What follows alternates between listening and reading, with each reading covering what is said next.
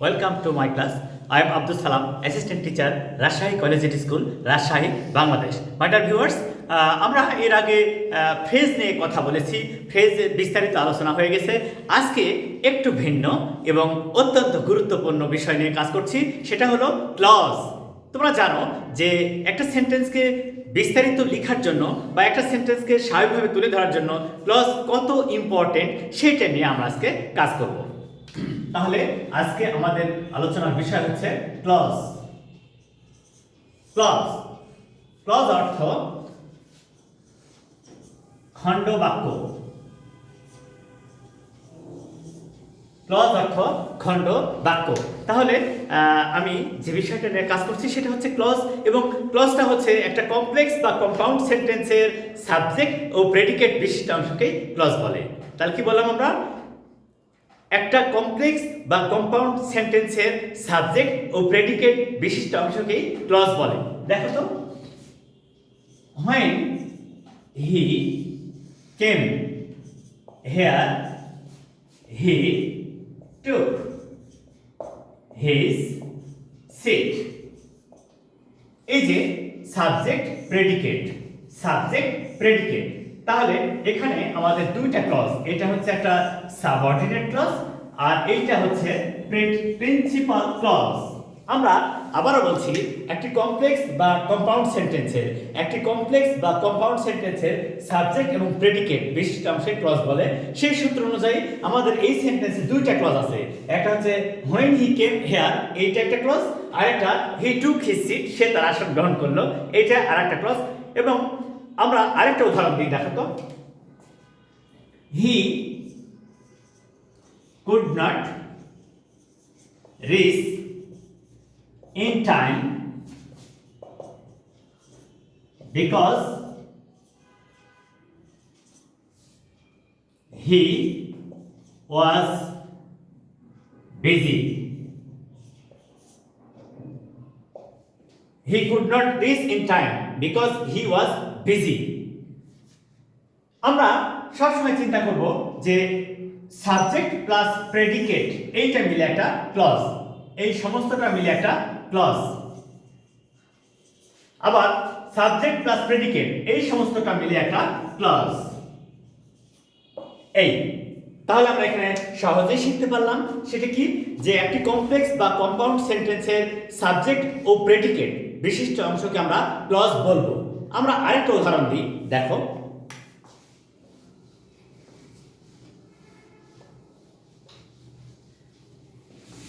যেহেতু ক্লজ নিয়ে আজকে আমরা প্রথম ক্লাস করছি এবং ক্লজ নিয়ে আমাদের কয়েকটা ক্লাস থাকবে যা ক্লজ সম্পর্কে বিস্তারিত তোমাদেরকে শিখতে হেল্প করবে। এবার দেখো, he could not complete his work though he tried a lot। দেখো, he subject could not finish his work, could not complete his work, এটা প্রেডিকেট, এটা হচ্ছে প্রেডিকেট, এটা সাবজেক্ট, আর এই সমস্তটা মিলে হচ্ছে একটা ক্লজ। এখানে এই সাবজেক্ট ট্রাইড আ লট, এটা হচ্ছে প্রেডিকেট। তাহলে এখানে আমরা দেখছি যে এইটা একটা ক্লজ। এই ক্লজ দুটি যুক্ত হয়েছে কি দিয়ে? এই যে কনজাংশন দো অলদো দ্বারা, দো এবং অলদো দ্বারা এই দুটি ক্লজ যুক্ত হয়েছে। তাহলে মাই ডিয়ার ভিউয়ার্স, তোমরা এখন সহজেই বুঝতে পারছো যে ক্লজ কি। ক্লজ হচ্ছে সেই সেন্টেন্সের একটা অংশ যা সব সময় সাবজেক্ট এবং প্রেডিকেট বিশিষ্ট হবে। তাহলে আমরা যখন পড়তে বসি, আমরা যখন লিখতে বসি, তখন তো অনেক বড় সেন্টেন্স লিখতে হয়, অনেক বড় সেন্টেন্স পড়তে হয়। সেই ক্ষেত্রে আমরা দেখব যে একটা অনেক বড় সেন্টেন্সের শুধু একটা অংশ, যে অংশে সাবজেক্ট ও প্রেডিকেট থাকবে, তাকে আমরা ক্লজ বলবো। সেই সূত্র অনুযায়ী আমাদের he could not complete his work, এইটা একটা ক্লজ। আবার হি ট্রাইড এ লট, এইটা আরেকটা ক্লজ। তাহলে আমরা ক্লজ কি এটা জানলাম। তাহলে a clause is a part of a complex or compound sentence which has a subject and predicate। তাহলে কি হলো? একটা কমপ্লেক্স বা কম্পাউন্ড সেন্টেন্সের সাবজেক্ট ও প্রেডিকেট বিশিষ্ট অংশকে বলবো আমরা ক্লজ।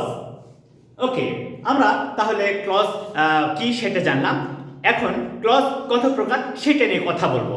ক্লজ কত প্রকার সেটা নিয়ে কথা বলবো। দেখো, ক্লজ প্রধানত তিন প্রকার। ক্লজ প্রধানত তিন প্রকার। তার প্রথমটা হচ্ছে এক number principal clause. Principal clause.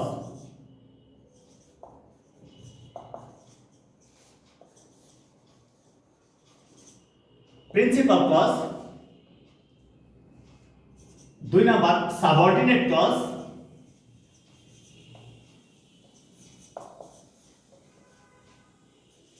তিন নাম্বার কোঅর্ডিনেট ক্লজ।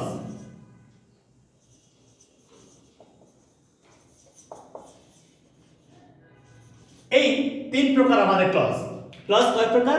ক্লজ প্রধানত তিন প্রকার। একটা হচ্ছে প্রিন্সিপাল ক্লজ, দুই নাম্বার সাবঅর্ডিনেট ক্লজ, তিন নাম্বার কোঅর্ডিনেট ক্লজ। এটা এরকম হলো। তাহলে এরপরে আমরা কোন ক্লজ কি এবং প্রিন্সিপাল ক্লজ কাকে বলে, সাবঅর্ডিনেট ক্লজ কাকে বলে, কোঅর্ডিনেট ক্লজ কাকে বলে, এই সব নিয়ে কথা বলছি। দেখো, ভিডিওটা ভালো করো, সহজেই বুঝতে পারবা যে কত সহজ এবং সুন্দরভাবে একটা অনেক বড় সেন্টেন্স লেখা যায় শুধু ক্লজ শেখার মাধ্যমে। এই ক্লজটা যদি ভালোভাবে শিখতে পারি, আমরা এই ক্লজটা যদি সঠিকভাবে ব্যবহার করতে পারি, তাহলে আমরা অনেক বড় সেন্টেন্স লিখতে পারবো, আমাদের আইডিয়াসটাকে সুন্দর করে তুলে ধরতে পারবো। যেমন দেখো,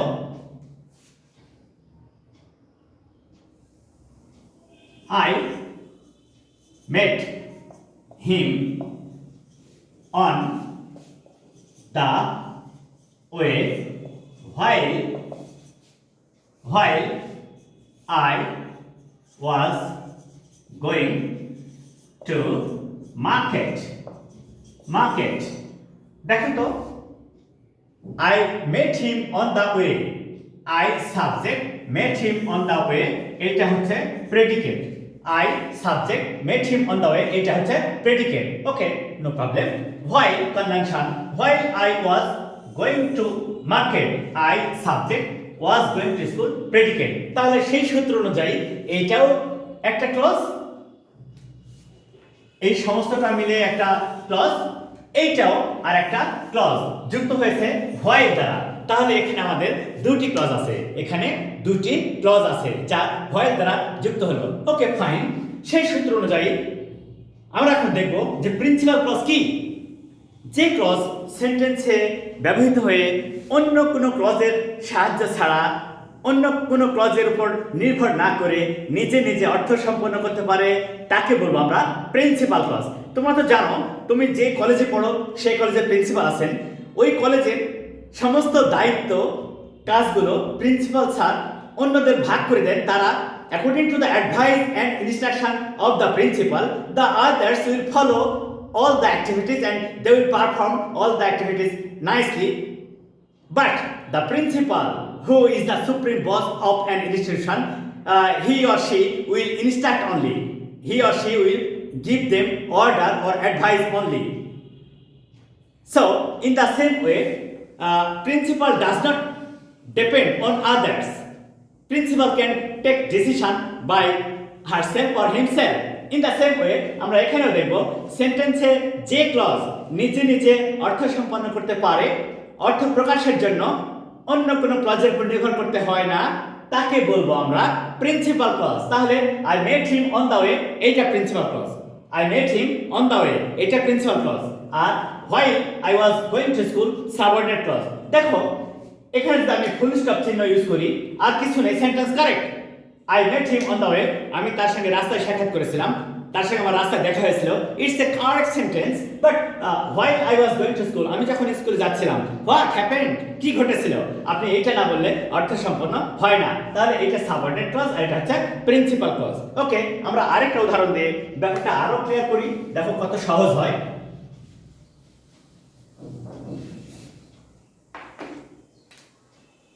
I saw a nice bird.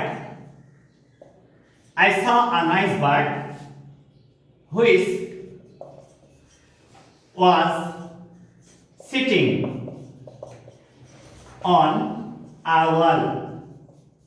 I saw a nice bird. দেখো I saw a nice bird এটা প্রিন্সিপাল ক্লজ। আচ্ছা এখানে যদি আমি ফুল স্টপ চিহ্ন ইউজ করি তাহলে কেমন হয়? I saw a nice bird আমি যদি ওখানে ফুল স্টপ চিহ্ন ইউজ করি তাহলে অন্য কোনো ক্লজ ইউজ না করলেও সেন্টেন্সটা কিন্তু কারেক্ট। তাহলে সেটাই হচ্ছে প্রিন্সিপাল ক্লজ যা নিজে অর্থ সম্পন্ন করতে পারছে, অন্য কোনো ক্লজের উপর তাকে ওয়েট করতে হচ্ছে না, ডিপেন্ড করতে হচ্ছে না, কারো হেল্প নিতে হচ্ছে না। তাহলে I saw a nice bird এইটা প্রিন্সিপাল ক্লজ। এরপর দেখো which was sitting on a wall, which was sitting on a wall যা ওই ওয়ালে বসেছিল, যা ওই ওয়ালে বসেছিল। যদি এই প্রথম অংশ না বলো তুমি তাহলে কিন্তু সেন্টেন্সের অর্থ সম্পূর্ণ হচ্ছে না। যদি তুমি প্রথম অংশ না বলো তাহলে সেন্টেন্সের অর্থ পূরণ করতে পারছো না। সেই ক্ষেত্রে দ্বিতীয় অংশ হচ্ছে সাবঅর্ডিনেট ক্লজ আর প্রথমটা হচ্ছে প্রিন্সিপাল ক্লজ। হ্যাঁ, প্রথমটা হচ্ছে প্রিন্সিপাল ক্লজ। তাহলে আমরা শিখলাম কি, যে ক্লজ সেন্টেন্সে ব্যবহৃত হয়ে অন্য কোনো ক্লজের উপর নির্ভর না করে অর্থ সম্পন্ন করতে পারে তাকে প্রিন্সিপাল ক্লজ বলে। Okay nice. আমরা এখন পরের অংশে যাচ্ছি, সেটা হচ্ছে সাবঅর্ডিনেট ক্লজ কি।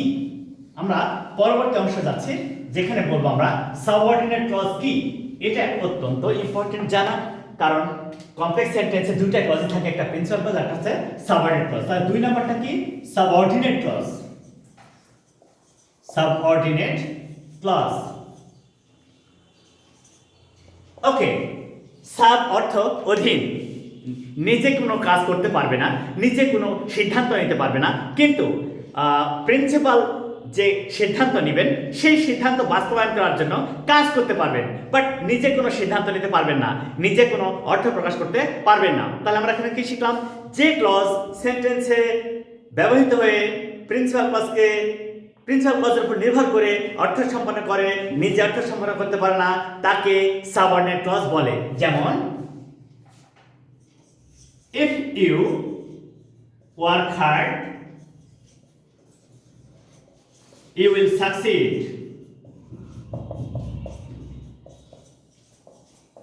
in life। দেখো if you work hard তুমি যদি কঠোর পরিশ্রম করো, what happen? তুমি যদি কঠোর পরিশ্রম করো what will happen? কি ঘটবে? এইটা তাহলে এটা হচ্ছে প্রিন্সিপাল ক্লজ। তাহলে এইটা হচ্ছে প্রিন্সিপাল ক্লজ আর এইটা সাবঅর্ডিনেট ক্লজ। তাহলে আমরা কি শিখলাম? সেন্টেন্সে যে ক্লজ নিজে অর্থ সম্পন্ন করতে পারে না, শুধু প্রিন্সিপাল ক্লজের উপর নির্ভর করে অর্থ সম্পন্ন করতে পারে, তাকে বলবো আমরা subordinate clause.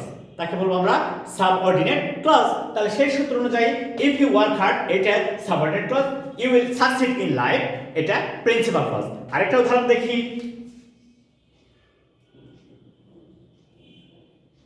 I could not finish my work though I tried a lot। যদিও আমি অনেক কষ্ট চেষ্টা করেছিলাম, I could not finish my work এটা হচ্ছে প্রিন্সিপাল ক্লজ, কারণ এই নিজে অর্থ সম্পন্ন করতে পারছে। আর তুমি যদি বলো though I tried a lot যদিও আমি অনেক চেষ্টা করেছিলাম, তাহলে কি হয়েছিল? তুমি তো অনেক চেষ্টা করেছিলা, কিন্তু ঘটেছিল কি? এইটা না বললে অর্থ সম্পন্ন হয় না। এই প্রথম অংশ না বলে তুমি অর্থ সম্পন্ন করতে পারছো না। তাহলে সেই সূত্র অনুযায়ী এই I could not finish my work এটা প্রিন্সিপাল ক্লজ, এ কার উপর নির্ভর করছে না। আর though I tried a lot এ অর্থ সম্পন্ন করতে পারছে না, শুধুমাত্র প্রিন্সিপাল ক্লজের উপর নির্ভর করে অর্থ সম্পন্ন করতে পারছে। তাহলে though I tried a lot এটা হচ্ছে সাবঅর্ডিনেট ক্লজ, আর I could not finish my work এটা হচ্ছে প্রিন্সিপাল ক্লজ। তাহলে আমরা সহজেই শিখে ফেললাম যে প্রিন্সিপাল মানে প্রধান, যে নিজে অর্থ সম্পন্ন করতে পারে, যে নিজের কাজ নিজে করতে পারে, কার উপর নির্ভর করে না, সে হচ্ছে প্রিন্সিপাল ক্লজ। সাবঅর্ডিনেট ক্লজ সেই ক্লজ যে সেন্টেন্সে প্রিন্সিপাল ক্লজের সঙ্গে ব্যবহৃত হয় এবং নিজে অর্থ সম্পন্ন করতে পারে না, তবে প্রিন্সিপাল ক্লজের উপর নির্ভর করে অর্থ সম্পন্ন করতে পারে, তাই একে বলা হচ্ছে সাবঅর্ডিনেট ক্লজ বা ডিপেন্ডিং ক্লজ। সাবঅর্ডিনেট ক্লজ বা ডিপেন্ডিং ক্লজ। এরপরে আমরা আরেকটা হচ্ছে 3 নাম্বার যেটা, সেটা হচ্ছে কোঅর্ডিনেট ক্লজ। Coordinate clause. আমরা এখানে ছোট্ট একটা কথা বলবো, সেটা হচ্ছে এই যে 3 নাম্বারটা হচ্ছে coordinate clause.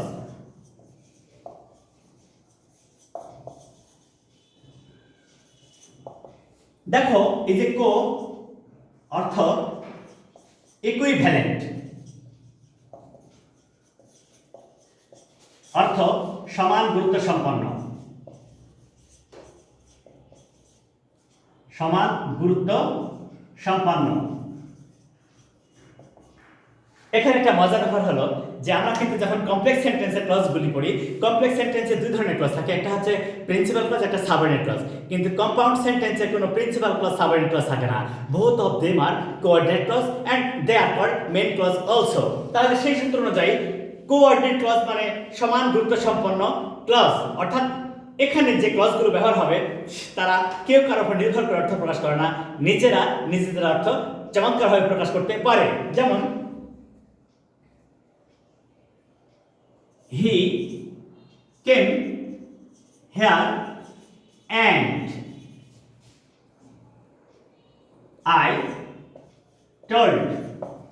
he came here and I told him to sit down. দেখো তো, he came here, সে এখানে আসলো, and I told him to sit down। খুব মজার ব্যাপার দেখো। আচ্ছা, এখানে ফুল স্টপ চিহ্ন আছে, he came here, সে এখানে আসলো, অন্য কোনো সেন্টেন্স না বললেও সেন্টেন্সের অর্থ পূর্ণ কারেক্ট। তুমি যদি এখানে দেখো যে অন্য কোনো ওয়ার্ড ব্যবহার করা হচ্ছে না, অন্য কোনো সেন্টেন্স ব্যবহার করা হচ্ছে না, শুধু এইটুক যদি লিখো হি কেম হেয়ার, আর কিছু না বললেও সেন্টেন্সের অর্থ কারেক্ট, তাহলে এটা কোঅর্ডিনেট ক্লজ বা মেইন ক্লজ। কারণ কো অর্থ ইকুইভ্যালেন্ট, অর্থাৎ কম্পাউন্ড সেন্টেন্সের ক্লজগুলিকে কোঅর্ডিনেট ক্লজ বলে এবং এরা and but or not only but also এগুলি দ্বারা যুক্ত হয়। কি দ্বারা? And but or not only but also এগুলি দ্বারা এই কম্পাউন্ড সেন্টেন্সের ক্লজগুলি যুক্ত হয় এবং প্রত্যেকটা ক্লজই নিজে নিজে অর্থ সম্পন্ন করতে পারে। অর্থ সম্পন্ন করার জন্য এরা কারো উপর নির্ভর করে না, তাই এদেরকে বলা হয় কোঅর্ডিনেট ক্লজ। আমরা কিন্তু কোথায় বলেছি কো অর্থ ইকুইভ্যালেন্ট, অর্থাৎ কম্পাউন্ড সেন্টেন্সের এই ক্লজও নিজে অর্থ প্রকাশ করতে পারে, এই ক্লজও নিজে অর্থ প্রকাশ করতে পারে। এরা অর্থ প্রকাশের জন্য অন্য কোনো ক্লজের উপর নির্ভর করে না, তাই এটাকে বলা হচ্ছে কোঅর্ডিনেট ক্লজ। আরেকটা উদাহরণ দেখো,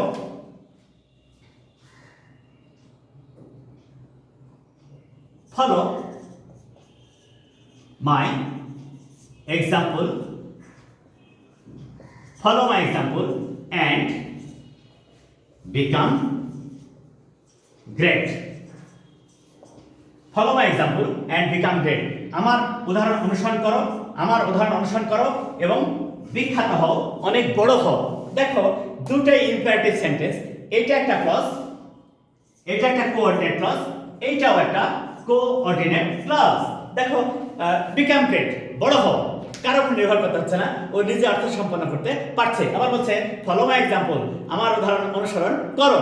এটা একটা ইম্পারেটিভ ক্লজ, এটা একটা ইম্পারেটিভ ক্লজ এবং both of the clauses are called coordinate clause. কারণ ভার্ব প্লাস এক্সটেনশন বা verb plus object, verb plus এটা লিঙ্কিং ভার্ব, এখানে হচ্ছে অ্যাডজেক্টিভ কমপ্লিমেন্ট, এখানে ট্রানজিটিভ ভার্ব, এটা হচ্ছে অবজেক্ট।